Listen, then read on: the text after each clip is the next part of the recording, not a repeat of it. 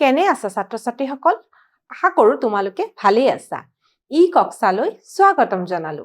মই উপাসনা ভূঞা। আজি আমি নৱম শ্ৰেণীৰ বিজ্ঞানৰ পঞ্চমটি অধ্যায়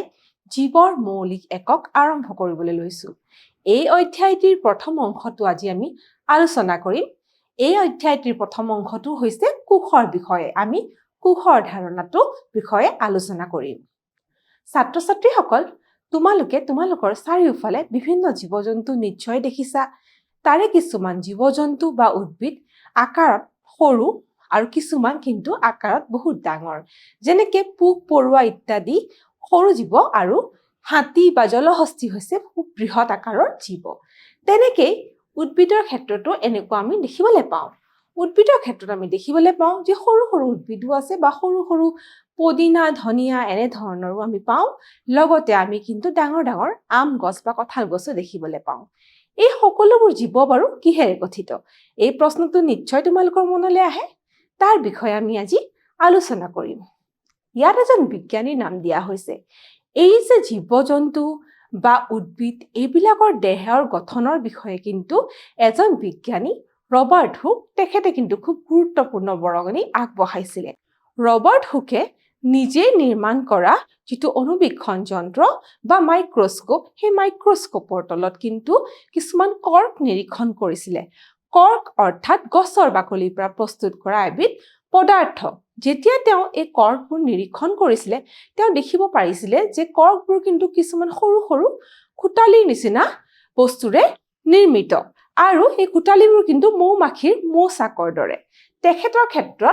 তেখেতৰ 1665 চনত স্ব-নিৰ্মিত অনুবীক্ষণ যন্ত্ৰৰ সহায়ত কৰ্ক অৰ্থাৎ গছৰ বাকলিৰ পৰা পোৱা পদাৰ্থ এটাৰ পাতল অংশ পৰ্যবেক্ষণ কৰিছিলে।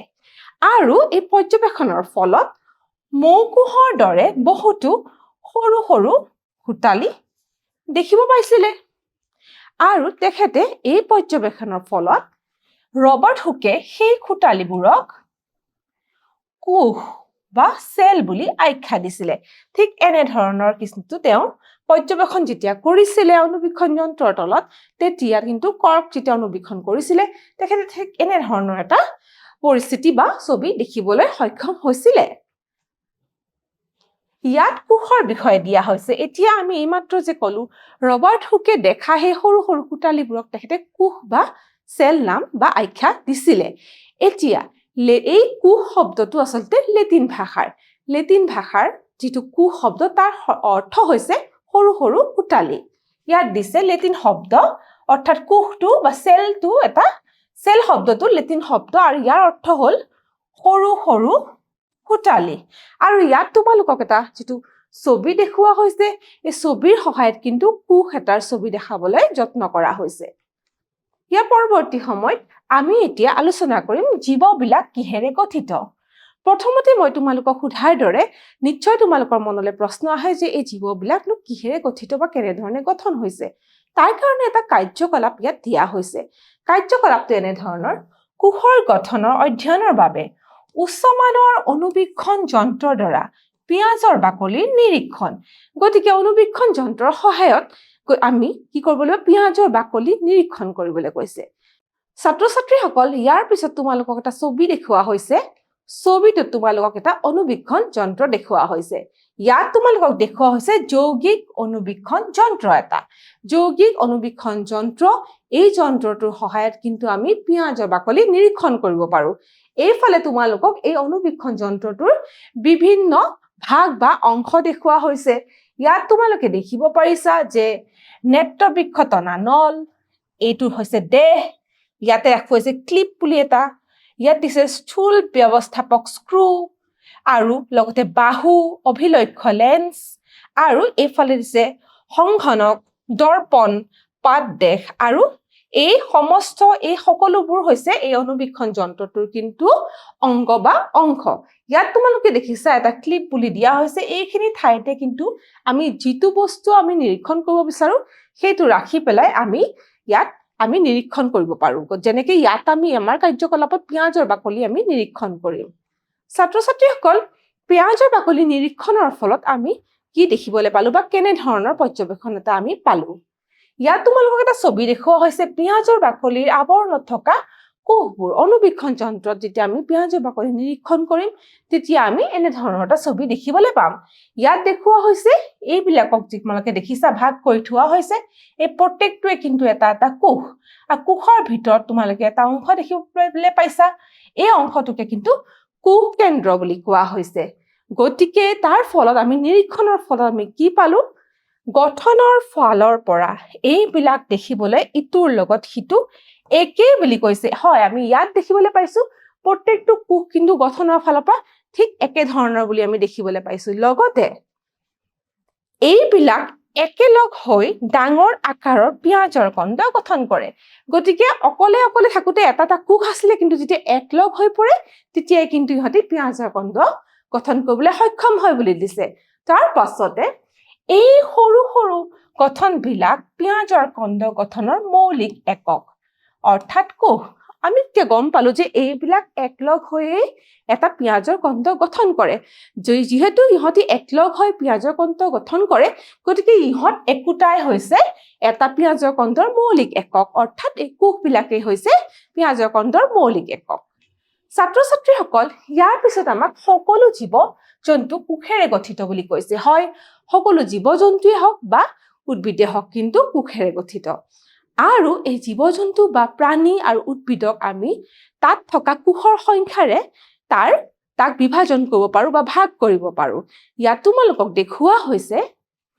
কোষৰ সংখ্যাৰ ওপৰত ভিত্তি কৰি জীৱৰ যিটো বিভাজন গতিকে কিমানটানো কোষ আছে সেই কোষৰ সংখ্যাৰ ওপৰত ভিত্তি কৰি আমাৰ জীৱমণ্ডলক কিন্তু বিভাজিত কৰা হৈছে প্ৰথমতে কৰা হৈছে এককোষী জীৱ বুলি দিছে আৰু দ্বিতীয়তে বহুকোষী জীৱ বুলি দিছে এককোষী জীৱ তাৰ নামটোৰ পৰা আমি নিশ্চয় গম পাইছো যে এই জীৱটোৰ কিন্তু সৰ্বশৰীৰ এটা কোষেৰে গঠিত গতিকে এই জীৱবিধত অকল এটাহে কোষ থাকে কিন্তু তাৰ বিপৰীতে বহুকোষী জীৱ বুলি যিটো দিয়া হৈছে বহুকোষী জীৱ মানে সেইবিলাক জীৱ যাৰ শৰীৰটো কিন্তু বহুবিধ কোষ একলগ হৈ গঠিত হৈছে বুলি কৈছে ইয়াত তোমালোকক দেখুওৱা হৈছে এককোষী জীৱৰ বিষয়ে কৈছে ইয়াত লিখিছে জীৱৰ সমগ্ৰ শৰীৰটো মাত্ৰ এটা কোষেৰে গঠিত অৰ্থাৎ এটা কোষেৰে গঠিত সেই এটা কোষে এটা জীৱ বুলি কোৱা হৈছে ইয়াত কিছুমান এককোষী জীৱৰ উদাহৰণ দিছে যেনেকৈ ক্লেমাইডোমোনাছ পেৰামেচিয়াম বেক্টেৰিয়া আদি এই জীৱবিলাক কি হৈছে এককোষী জীৱ অৰ্থাৎ ইহঁতৰ সৰ্বশৰীৰটো কিন্তু অকল এটা কোষেৰেহে গঠিত লগতে তোমালোকক ইয়াত কিছুমান চিত্ৰ দিয়া হৈছে এই ছবিবোৰ বা চিত্ৰবোৰ এককোষী জীৱৰ চিত্ৰ এতিয়া আমি বহুকোষী জীৱলৈ আহো বহুকোষী জীৱৰ ক্ষেত্ৰত বহুবোৰ কোষ একলগ হৈ সিহঁতৰ শৰীৰৰ অংগ বিশেষে প্ৰয়োজন সাপেক্ষে বিভিন্ন কাম সমাধা কৰি জীৱন নিৰ্বাহ কৰে গতিকে বহুকোষী জীৱবিলাকত কি হয় যে বহুবোৰ কোষ একলগ হয় আৰু তাহাঁতৰ যেনে ধৰণৰ কাৰ্যৰ প্ৰয়োজন সেই কাৰ্য সম্পন্ন কৰি কিন্তু জীৱন নিৰ্বাহ কৰাত সহায় কৰে তাৰ উদাহৰণ দিছে ভেঁকুৰ আমাৰ উদ্ভিদ প্ৰাণী আমি এইবোৰ যিবোৰ দেখি আহিছো উদ্ভিদ প্ৰাণী সেইবিলাক হৈছে বহুকোষী জীৱ ইয়াত তোমালোকক ছবিও দেখুওৱা হৈছে ইয়াত তোমালোকক এবাৰ ফুলৰ ছবি দেখুওৱা হৈছে আৰু ইয়াতে তোমালোকক কাঠফুলাৰ ছবি দেখুওৱা হৈছে আৰু ইয়াত এটা কীট পতংগৰো ছবি দেখুওৱা হৈছে এইবিলাক হৈছে বহুকোষী জীৱৰ উদাহৰণ আৰু তাৰ ছবি ছাত্ৰ ছাত্ৰীসকল ইয়াত আন এটা গুৰুত্বপূৰ্ণ কথা তোমালোকক দেখুওৱা হৈছে চিত্ৰৰ জৰিয়তে অৰ্থাৎ এটা নতুন কোষ কিন্তু তাৰ পূৰ্বৱৰ্তী কোষৰ পৰাহে উৎপন্ন হ'ব পাৰে কোষৰ উৎপত্তি কেৱল পূৰ্বৱৰ্তী কোষৰ পৰাহে হয় কেনেধৰণে ইয়াত আমাক এটা চিত্ৰ দেখুওৱা হৈছে প্ৰথমতে চিত্ৰটোত এটা কোষ দেখুওৱা হৈছে এই 1 বুলি দিছে এই 1 নম্বৰটোত এটা কোষ দেখুওৱা হৈছে এই কোষটোত যেতিয়া দীঘলীয়া আকাৰ লৈছে তাৰ পৰৱৰ্তী সময়ত দেখা গৈছে যে দীঘলীয়া আকাৰ লৈ লাহেকৈ এই কোষটো কিন্তু বিভাজন হ'বলৈ চেষ্টা কৰিছে আৰু শেষত কি হৈছে যে এটা কোষৰ পৰা আমি দুটা কোষ পাবলৈ সক্ষম হৈছো প্ৰথম ক্ষেত্ৰত আমি পাইছো এটা কোষ এইটো ক্ষেত্ৰত এটা কোষ আছে আৰু শেষত আমি কি পাবলৈ সক্ষম হলো শেষত কিন্তু আমি দুটা কোষ পাবলৈ সক্ষম হলো গতিকে এই যে দুটা কোষ আহিলে এই দুটা কোষ ক'ৰ পৰা আহিলে তাৰ কাৰণে এটা যেটো পূৰ্বৱৰ্তী কোষ আগতীয়াকৈ এটা কোষ আছিল তাৰ পৰাহে কিন্তু আন নতুন এটা কোষৰ সৃষ্টি হল এই কথাটো খুব গুৰুত্বপূৰ্ণ ছাত্ৰ ছাত্ৰীসকল এতিয়া আমাক এখন তালিকা দিয়া হৈছে তালিকাখনত কিছুমান চন দিছে আৰু বৈজ্ঞানিকৰ নামো দিয়া হৈছে লগতে তেওঁলোকে আগবঢ়োৱা বৰঙনি বা তেওঁলোকে কিনো কথা কৈছিল কি আৱিষ্কাৰ কৰিছিল আৰু কি তথ্য আগবঢ়াইছিল যিবিলাক তথ্য সেইবিলাকৰ বিষয়েও ইয়াত দিয়া হৈছে আমি চাওঁচোন আহা তালিকাখনত কি দিছে প্ৰথমতে আমাক 1665 বুলি দিয়া হৈছে এই চনত কিন্তু ৰবাৰ্ট হুকৰ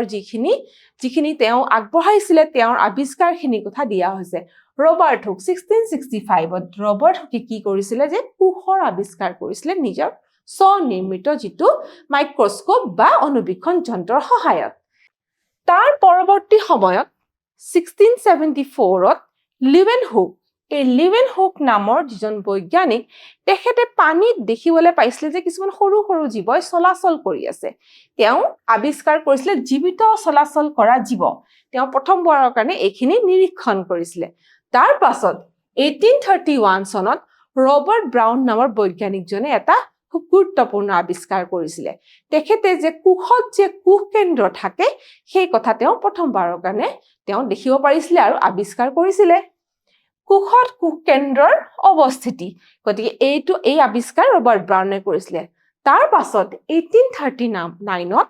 পাৰ্কিনছন নামৰ এই বৈজ্ঞানিকজনে কোষত উপস্থিত থকা যি তৰল জৈৱিক পদাৰ্থ সেই পদাৰ্থক কিন্তু নামাকৰণ কৰিছিলে কোষত উপস্থিত থকা তৰল জৈৱিক পদাৰ্থক প্ৰটোপ্লাজম বুলি তেওঁ নাম দিছিলে তেওঁ প্ৰটোপ্লাজম নামাকৰণ কৰিছিলে ইয়াৰ পাছত তাৰ পৰৱৰ্তী সময়ত 1838 আৰু 1839 চনত দুজন বৈজ্ঞানিক স্লেডেন আৰু সোৱাইন এই দুজন বৈজ্ঞানিকে কি কৈছিলে চাওঁ আহাচোন সকলো উদ্ভিদ আৰু প্ৰাণীয়ে কোষেৰে গঠিত জীৱৰ মৌলিক একক কোষ বুলি কৈছে গতিকে জীৱৰ মৌলিক একক কি হৈছে কোষ এতিয়া এই দুজন বৈজ্ঞানিকে এই কথাষাৰ আগবঢ়াইছিলে আৰু শেষত বা এই তালিকাৰ শেষত ফাৰ্চু নামৰ বৈজ্ঞানিকজনে কৈছিলে সকলো কোষ পূৰ্বৱৰ্তী কোষৰ পৰাহে সৃষ্টি হয় অৰ্থাৎ এটা পূৰ্বৱৰ্তী কোষৰ পৰাহে আন নতুন কোষ সৃষ্টি হ'ব পাৰে এই কথাষাৰ কিন্তু এই তথ্যটো আগবঢ়াইছিলে ফাৰ্চু নামৰ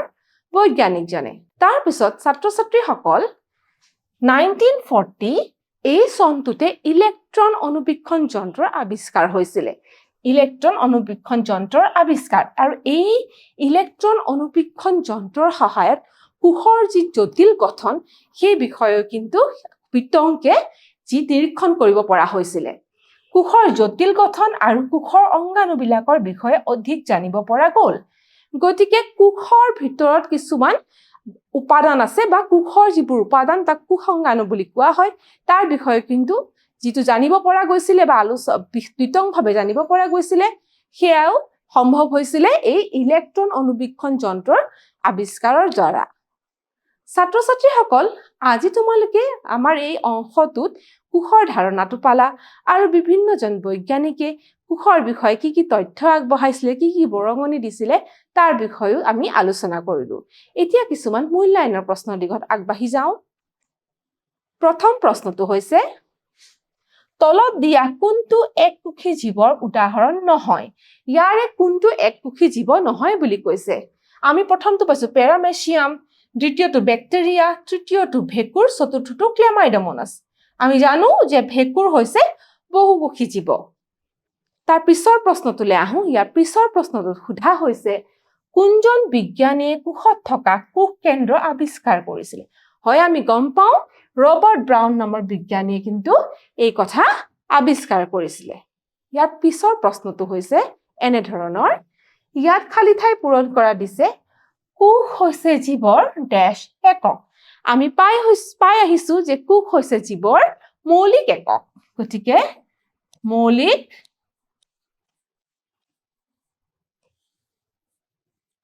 একক ছাত্ৰ-ছাত্ৰীসকল ইয়াৰ পিছত আমি চতুৰ্থটো প্ৰশ্নলৈ যাওঁ চতুৰ্থটো প্ৰশ্ন এনে ধৰণৰ উদ্ভিদ আৰু প্ৰাণী ডেশ জীৱৰ উদাহৰণ আমি গম পাইছো যে উদ্ভিদ আৰু প্ৰাণী বহুকোষী জীৱৰ উদাহৰণ বহুকোষী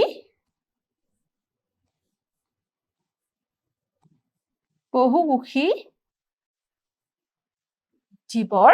উদাহৰণ আৰু শেষৰটো অৰ্থাৎ পঞ্চম প্ৰশ্নটোলৈ আমি যাওঁ 5 নম্বৰ প্ৰশ্নটোত তোমালোকক সোধা হৈছে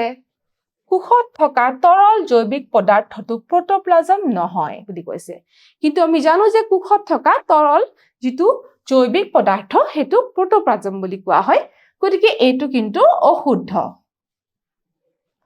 ছাত্ৰ-ছাত্ৰীসকল আজি আমি আমাৰ এই অংশটোত কোষৰ ধাৰণাটো আলোচনা কৰিলো লগতে বিভিন্নজন বিজ্ঞানীয়েনো কোষৰ বিষয়ে কি তথ্য দাঙি ধৰিছিলে তাকো আমি আলোচনা কৰিলো ইয়াৰ পিছৰ অংশত আমি আন কিছুমান গুৰুত্বপূৰ্ণ কথা আলোচনা কৰিম গতিকে আজি এই অংশটো ইয়াতে সমাপ্ত হ'ল ধন্যবাদ